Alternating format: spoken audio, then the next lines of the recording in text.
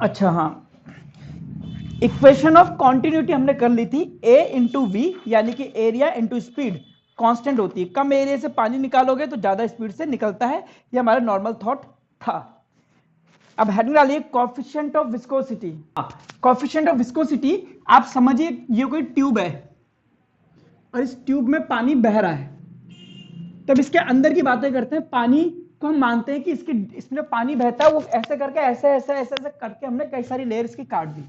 तो जो लेयर इसके साथ टच में है इनके बीच में तो एक्सटर्नल फ्रिक्शन लगेगा, है ना, क्योंकि ये लिक्विड है और ये आपके पास रफ सरफेस है, तो ये होता है ज्यादा, इसीलिए ये सरफेस होती है एट रेस्ट, ये रुकी रहती है, इसीलिए पानी इसको भिगो देगा, यहां पानी मिलेगा आपको।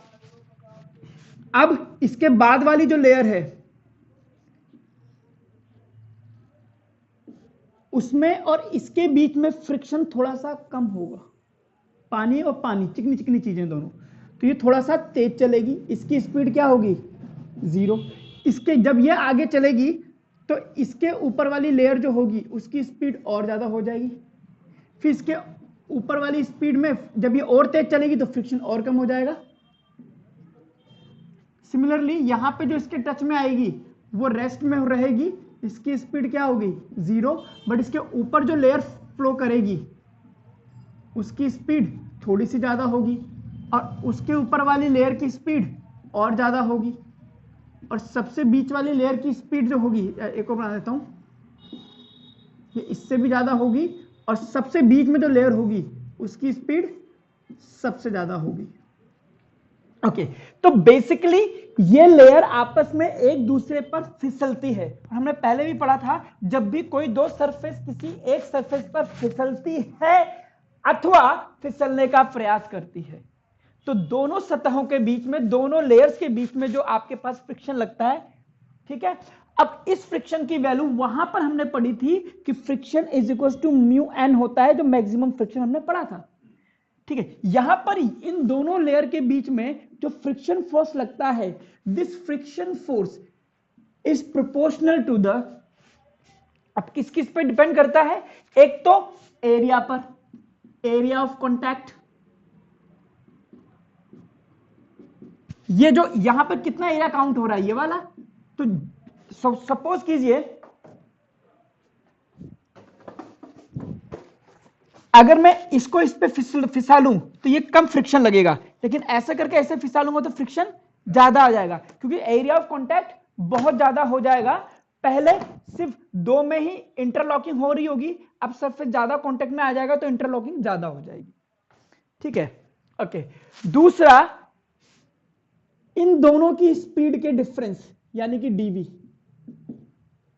या यू कहो delta we, v2 minus v1, और इन दोनों के बीच की डिस्टेंस dx। अगर इन दोनों की स्पीड के बीच का ये जो क्या बोलते हैं इसको, डिफरेंस इन वेलोसिटी बहुत कम है, तो इसको मैं dv भी कह सकता हूं, क्योंकि ये लेयर्स जो होती हैं, देखना मैं क्या कहना चाहता हूं, वेलोसिटी ग्रेडियंट, मैं ये वर्ड यूज करना चाहता हूं।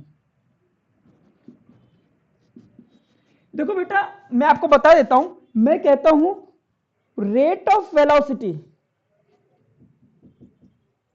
चेंज, तो आप बोलते हो delta we by delta T, इसको बोलते हो एक्सेलरेशन।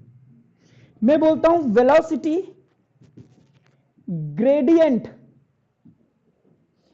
ग्रेडियंट का मतलब होता है कि आप टाइम के रेस्पेक्ट में बात नहीं कर रहे, आप किसके रेस्पेक्ट में बात करते हो, डिस्टेंस, तो इसको मैं लिखूंगा delta we by delta x.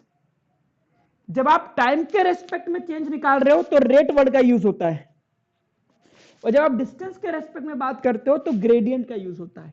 और चूंकि ये लेयर बहुत पास पास है तो यहां पर डेल्टा एक्स की वैल्यू बहुत छोटी हो जाएगी and it will be treated as dv by dx. तो ये जो फ्रिक्शन फोर्स होता है ये वेलोसिटी ग्रेडियंट के डायरेक्टली प्रोपोर्शनल भी होता है, ठीक है। इसकी अपोजिट डायरेक्शन में लगेगा, डीवी बाय डीएक्स, इन दोनों को मिला दूं तो फ्रिक्शन फोर्स हो गया मेरे पास माइनस ए डीवी बाय dx, और इस प्रोपोर्शनलिटी साइन को हटाएंगे तो कांस्टेंट लगता है, और इस केस में ये कांस्टेंट होता है eta, coefficient of viscosity, a dv by dx। जब आपको यूनिट एंड डायमेंशन पढ़ाया था तब ये फॉर्मूला लिखवाया गया था, इसको बोलते हैं coefficient of viscosity.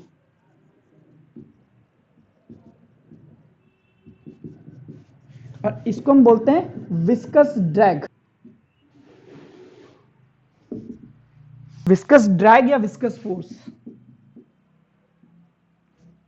Internal friction है ये, और ये किस पर डिपेंड करेगा? Nature of liquid.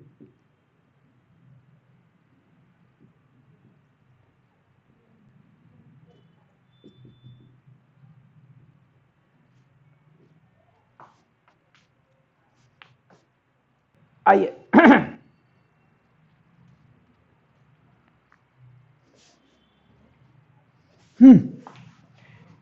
लिक्विड पे डिपेंड करता है। सपोज करो आपके पास केरोसिन है, केरोसिन की जो दो लेयर है उनके बीच में फ्रिक्शन कम है क्योंकि उसके लिए ईटा कम है, लेकिन अब आप पानी की बात करोगे तो पानी थोड़ा सा ज्यादा विस्कस होता है, उससे ज्यादा होगी आपके पास हनी, हनी चाहे से फिसलता नहीं है, उसके लिए ईटा की वैल्यू ज्यादा होती है। ठीक है, तो डिपेंड करता है इन दोनों की difference of speed with respect to distance, dv by dx पे।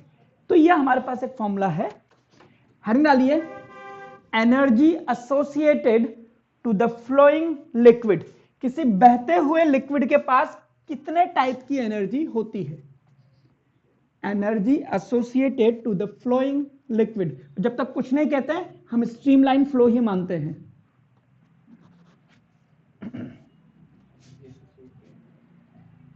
Energy associated to the flowing liquid, बहते हुए पानी से। तो पहला है हमारे पास प्रेशर एनर्जी, दूसरा है हमारे पास काइनेटिक एनर्जी,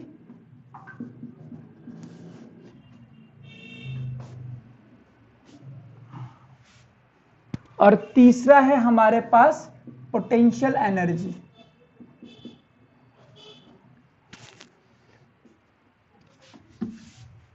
आइए सपोज कीजिए ये कोई पाइप है जिससे एक लिक्विड बह रहा है, क्लियर? मैंने यहां पर एक पिस्टन लगाया और इस पिस्टन को मैं फोर्स लगा करके यहां तक लाना चाहता हूं,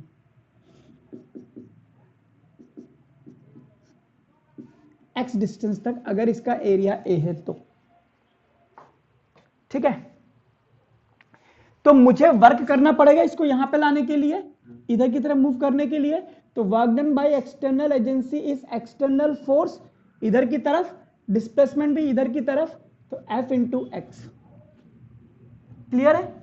अगर मैं इसको एरिया से मल्टीप्लाई और डिवाइड कर दूं तो बुरा तो नहीं मानोगे आप लोग? मान जाओगे? F इंटू एरिया, ये हो जाएगा प्रेशर, A इंटू एक्स, यानी कि इसका एरिया इंटू एक्स, ये हो गया ये वॉल्यूम, कितना पानी आपने दबाया है, V, ये हो गया एक्सटर्नल फोर्स। एंड हम कह सकते हैं this work is stored in form of pressure energy. अब प्रेशर एनर्जी जो है इसको आप दो तरीके से लिख सकते हैं, pressure energy per unit volume, generally हम यही काम में लेते हैं, या पर यूनिट मास। अब pressure energy per unit volume निकालूं तो कितना आ जाएगा, PV अपॉन V, यानी कि ये आ गया आपके पास P। P क्या है? Pressure energy per unit volume. Per unit mass निकालूं,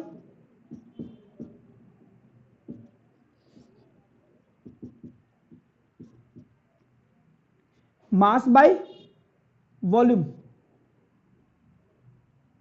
डेंसिटी, कंजरों, डेंसिटी हो गया ना, तो P बाय रो। तो P बाई रो क्या है? प्रेशर एनर्जी पर यूनिट मास।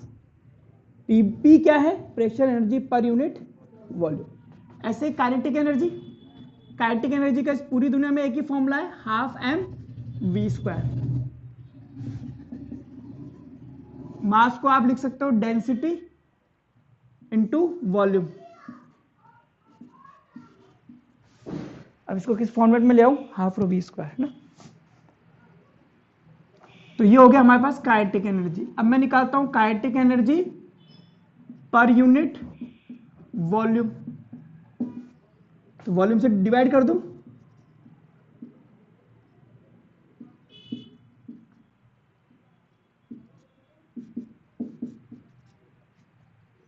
अच्छा एम है ना, इसको स्क्वायर क्यों कर दिया मैंने? चलो हाफ रो वी स्क्वायर। मैं निकाल दूं पर यूनिट मास,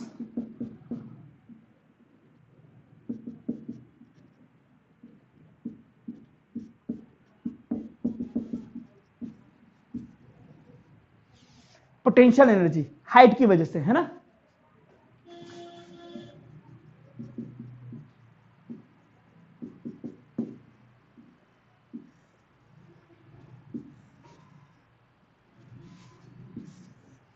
अगर यहां पे जाने वाला पानी और यहां से निकलने वाला पानी की हाइट का डिफरेंस h1 है, यहां पर हाइट है h2,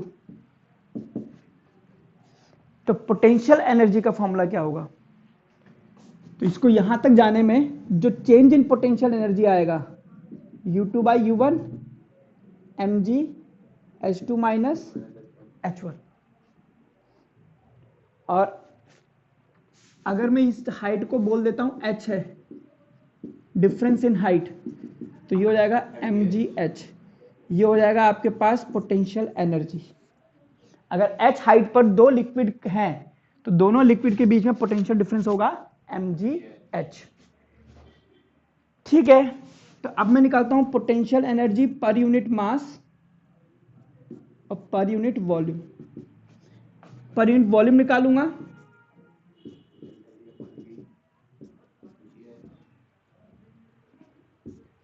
यानी कि रो जी एच, और पर यूनिट मास निकालूंगा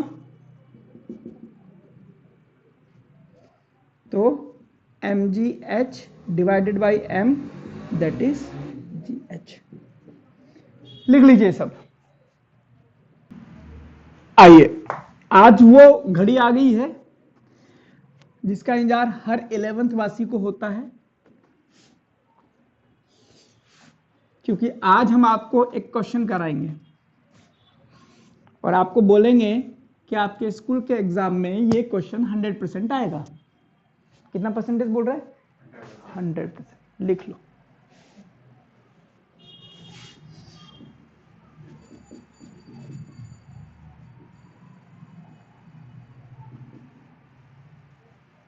इवन ये 4-4 5-5 नंबर का आता है।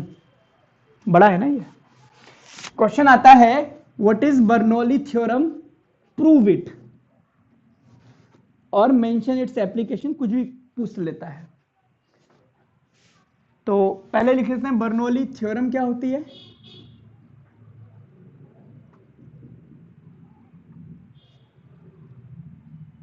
Basically Bernoulli theorem energy conservation की बातें करता है। कहता है कि total energy of the flowing liquid remains constant. लिखिए इस बात को। It states that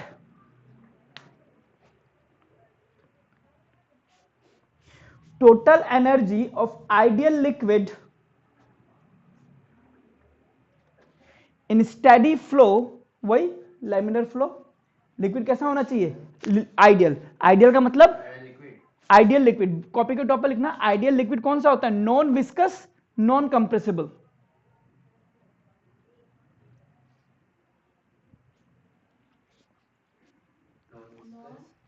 and non compressible, जिसको दबाया नहीं जा सकता। Well, it states that total energy of an ideal liquid in a steady flow remains conserved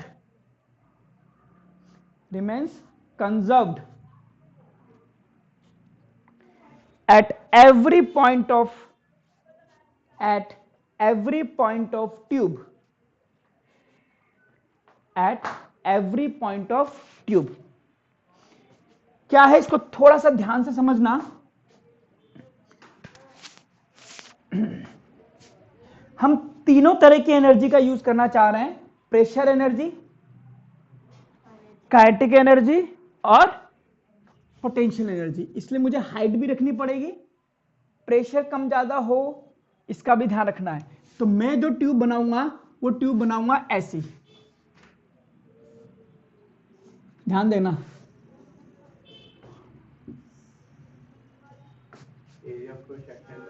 change करा है मैंने, ये वाला से एरिया, इसको बोलते हैं एरिया ऑफ क्रॉस सेक्शन। अगर ये हाइट मैंने h1 मानी है तो ये हाइट मैं मानूंगा h2, और ये मानिए कि पूरे में पानी है,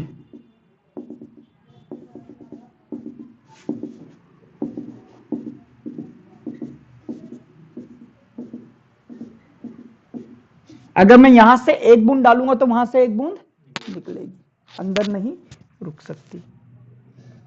इसका एरिया मैंने मान लिया A1, इसका एरिया मैंने मान लिया A2।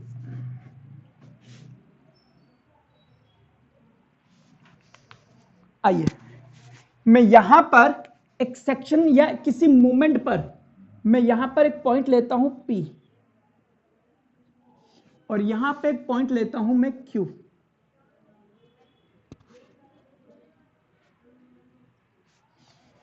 मैंने जिस मोमेंट पे देखा ये यहां थे, मैंने तुरंत उसकी फोटो खींच ली। उसके एक सेकंड बाद देखा तो P वाला जो लिक्विड था वो खिसक करके यहां आ गया, P डैश, ये वाला लिक्विड खिसक करके यहां आ गया, तो ये वाला भी आगे चला गया होगा Q डैश, ठीक है। और इतना लिक्विड जो है यहां से आगे चला गया, तो ये लिक्विड आगे खिसक गया, और आपको याद होगा इसका वॉल्यूम और इसका वॉल्यूम सेम रहेगा। अगर यहां से 10 लीटर गया है किसी सेकंड तो वहां से भी 10 लीटर ही जाएगा। और इस पर आगे जाने के लिए इधर से कोई ना कोई प्रेशर लगा रहा होगा, और ये आगे ना जाए इसलिए उधर का लिक्विड भी इस पर कोई प्रेशर लगा रहा होगा।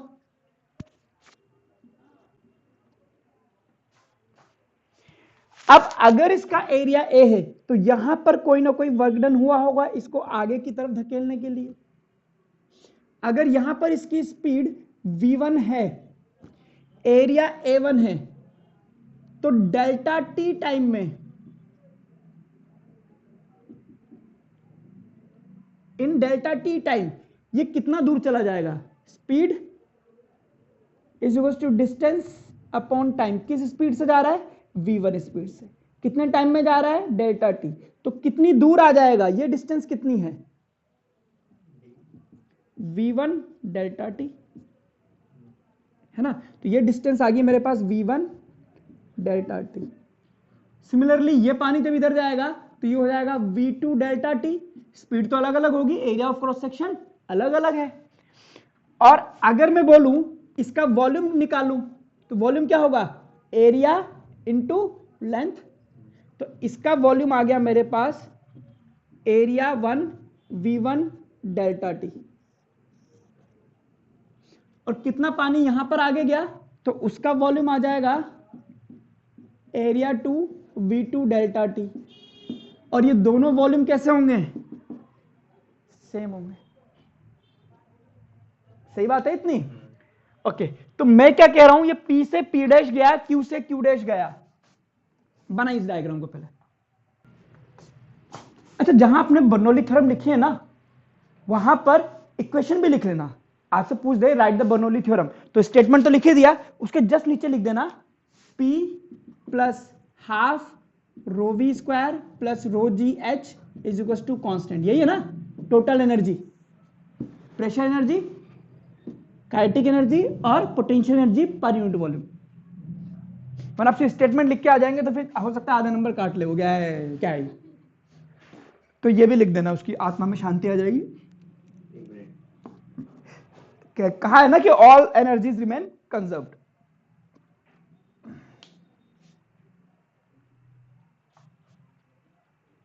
चलिए बहुत ध्यान से सुनना, ठीक है। अब मुझे निकालना है कि इसको यहां से वहां तक ले जाने में कितना वर्क डन हुआ है। क्लियर? इस सिस्टम पर कितना वर्क हुआ है। एक वर्क तो इसने करा है यहां से वहां पर इसको पहुंचाने के लिए, लिक्विड पर वर्क करा है। यहां पर एक्सटर्नल फोर्स लगा है ना, तो लिक्विड ने वर्क करा है, लिक्विड पर वर्क करा है। इस प्रेशर ने इसको आगे लेकर गया, इसने धक्का मारा है, लेकिन यहां पर लिक्विड ने धक्का मारा है, तो वर्क डन बाय लिक्विड है। ओके, पहले हम बात करते हैं work done at A1 cross section area for the flow P to P dash। Clear? अब आइए इस वर्क डन को हम बोलेंगे एक्सटर्नल फोर्स इनटू कितना डिस्प्लेस हुआ है, डेल्टा एक्स। यहां पर डेल्टा एक्स की वैल्यू क्या है, V1 डेल्टा टी, और एक्सटर्नल फोर्स क्या है, प्रेशर इंटू एरिया। अगर प्रेशर P1 है, एरिया ये है, तो हो जाएगा। और डेल्टा एक्स कितना है, V1 डेल्टा टी। तो वर्क डन हो गया मेरे पास P1 A1 V1 delta T. बोलो,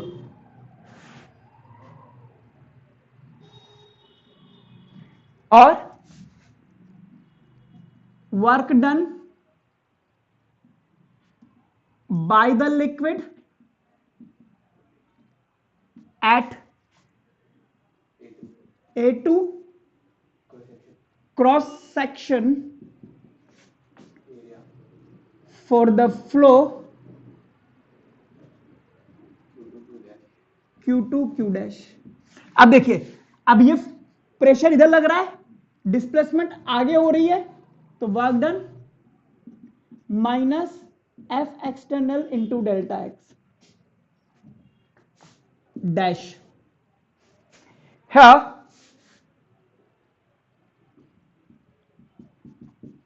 प्रेशर इंटू एरिया, और डेल्टा एक्स डैश हो जाएगा V2 डेल्टा टी, तो W2 आ जाएगा minus P2 A2 V2 delta T.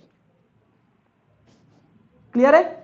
Okay, ये हो गया इक्वेशन नंबर 1 और इक्वेशन नंबर 2। और यहां पर एक छोटी सी बात साइड में और करते हैं हम कि since volume remain, volume flow in delta T time from P to P dash and Q to Q dash will be same. और यहां पे वॉल्यूम क्या है, A1 V1 डेल्टा टी, यानी कि A1 V1 delta T means A1 V1 delta T is equal to A2 V2 delta T. Delta T से delta T cut गया, A1 V1 is equal to A2 V2। याद हो गया होगा ये कौन सी थ्योरम है, theorem of continuity, equation of continuity. याद आया, नदी बनाई थी इतनी बड़ी, इक्वेशन ऑफ कंटिन्यूटी। ओके, हमें यह भी पता लग गया कि यहां पर इसकी स्पीड क्या होगी, बढ़ गई।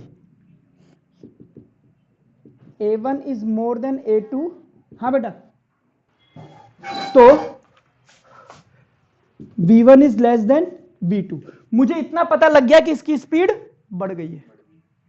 जो मैं वर्क कर रहा हूं, जो मैंने इसको दबाया है, उसने इसकी स्पीड को बढ़ा दिया है, number 1।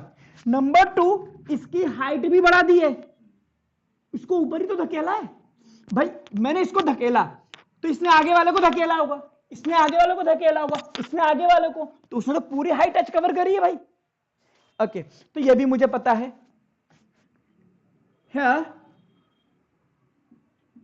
A2 V2 delta T is equal to A1 V1 delta T is equal to V। Clear? So now इधर रुको, अब जो ये आपने काम करा है, ये वर्क कहां गया? आपने जो इसको खिसकाने में जो वर्क करा है, ये वर्क गया कहां? इसने इसकी काइनेटिक एनर्जी को बढ़ाया है और पोटेंशियल एनर्जी को बढ़ाया है। Net now net work done on the liquid will change kinetic energy and potential energy of the liquid। इसका मतलब है अब नेटवर्क कितना है? W1 minus W2, W1 minus W2। Kinetic energy में कितना चेंज आया है? Half m V2 square minus V1 square. Potential energy में कितना चेंज आया है? mg h2 minus h1। यहां से चढ़ करके वहां तक पहुंच गया। अब इसकी वैल्यू रख दो, P1 V minus P2 V, half m V2 square V1 square mg H2 minus H1। V को कॉमन लेके डिवाइड कर दीजिए, तो ये हो गया P1 minus P2 half rho V2 square V1 square plus rho जी H2 माइनस H1। अब 1 वाली चीजें एक तरफ ले आइए, 2 वाली चीजें एक तरफ ले आइए, तो ये हो जाएगा P1 plus half rho V1 square plus rho G H1 is equal to P2 plus half rho V2 square plus rho ji H2। अब आप कह सकते हैं ये क्या है? Total energy of liquid at per unit volume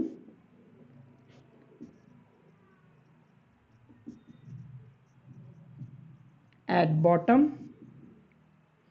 is equals to total energy per unit volume at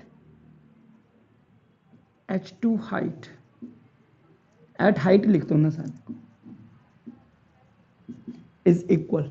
हो गई बर्नौली थ्योरम प्रूफ।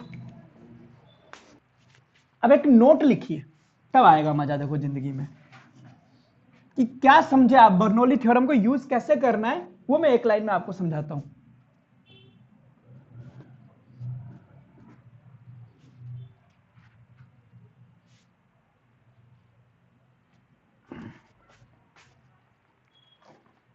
आप एक हॉरिजॉन्टल ट्यूब बनाइए,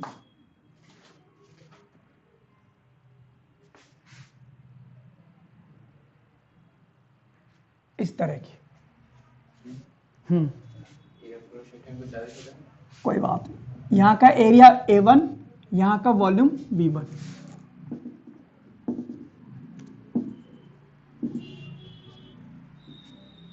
यहां का एरिया A2 और स्पीड V2, स्पीड है ये हमारे पास हॉरिजॉन्टल ट्यूब।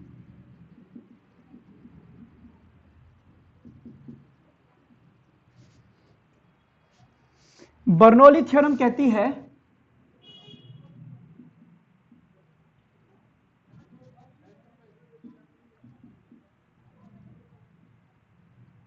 टोटल एनर्जी यहां पर will be equal to total energy at point Q।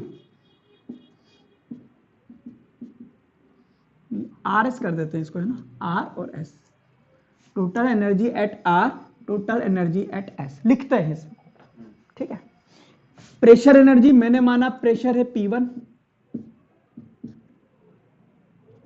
Kinetic energy मैंने माना है half rho V1 square, height rho g H height है, हाइट तो दोनों में सेम ही रहेगी, तो हाइट में तो कोई दिक्कत नहीं है। यहां पे प्रेशर P2 है, लिक्विड तो वही है इसलिए डेंसिटी भी चेंज नहीं करेंगे हम।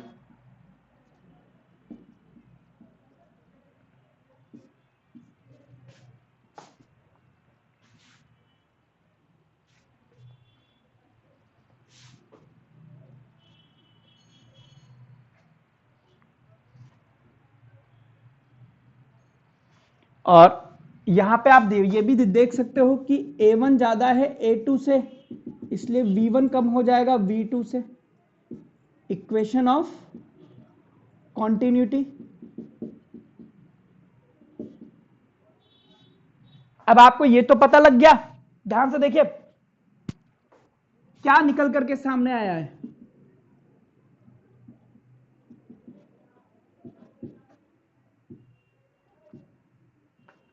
कौन सी स्पीड ज्यादा है? V2। तो ये वाली क्वांटिटी इस वाली क्वांटिटी से बड़ी है, बट दोनों बराबर है, तो P1 बड़ा है, यानी कि V1 छोटा है V2 से, इसलिए P1 बड़ा है P2 से। यानी कि यही इंपॉर्टेंट बात है, जहां स्पीड ऑफ फ्लूइड ज्यादा होगा वहां उसका प्रेशर कम होगा। यही है 100 बातों की एक बात। लिख लीजिए।